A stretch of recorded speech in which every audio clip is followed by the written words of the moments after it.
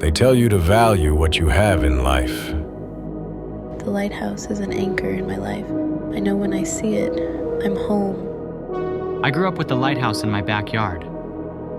I feel like it's a piece of me. To appreciate what you hold near to your heart, the things that bring you joy, before it's too late,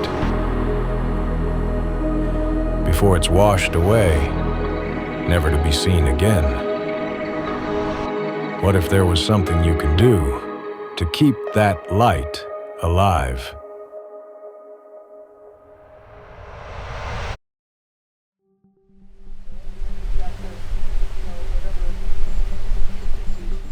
We've had a hard time dealing with the constant objection to some people about even paying for a trip out here, because they say, why should we pay for you, because the government's paying for this lighthouse and we're not paying more money to the government. And we have to say, we're not the government. We're a little volunteer organization. So please think of us as your local not-for-profit organization. Decades of planning, restoration, and preservation has gone into keeping that light glowing. Our lighthouse was built 150 years ago and is held up by 200 wooden pilings. It serves as a symbolic icon for the cultural and regional health of our Hudson-Athens communities and greater Hudson River Valley.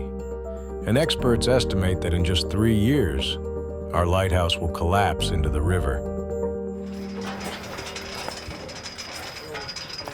So we're up on the deck. We have a tour underway here, so there'll be people around.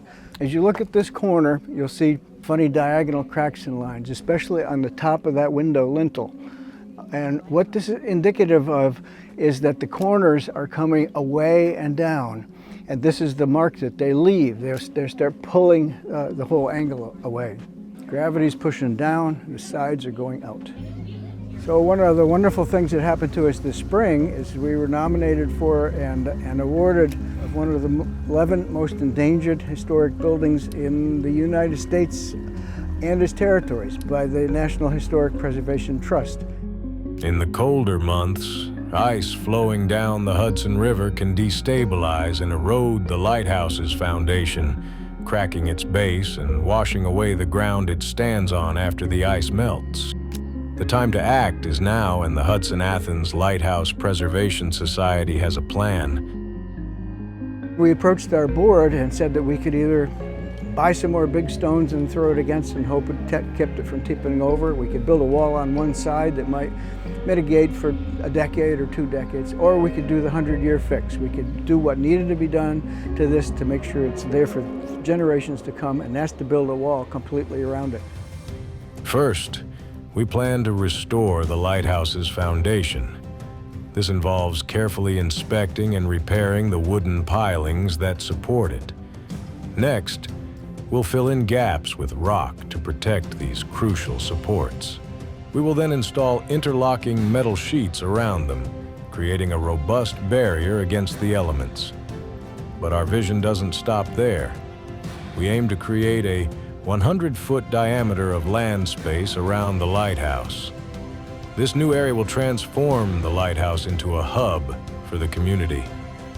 Imagine picnics, events, and gatherings set against this historic backdrop. It will become a destination for education and recreation, fostering community engagement and boosting tourism, which will in turn stimulate our local economy. This board was amazingly receptive to that idea, but the next question they ask is, where's the money coming from?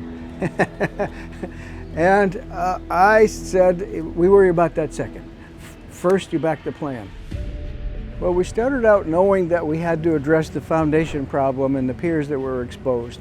And we sought money that we could get, which was for saving the upper structure, the roof and the dormers and all, because we figured, well, we've got to protect that from water intrusion if we're going to have anything left to sit on this foundation when it's done. So we've just commenced work on a grant that was funded by the Office of Parks and Historic Preservation for $500,000, and our match was $160,000. So a $660,000 project. It's been hard for us to generate excitement, but people say, well, I can't see anything. So now they can see. And phase 2 for us is two-part. The first phase was to do the engineering work and build the plant to be able to bid out.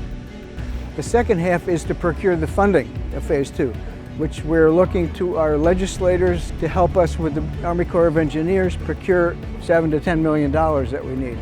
The third phase will be to go and approach all of our navigation channel partners, all those big boat companies and tugboat companies you see, to help us do the house inside, take care of all those cracks, put in new plaster, finish, and make it a beautiful little museum again.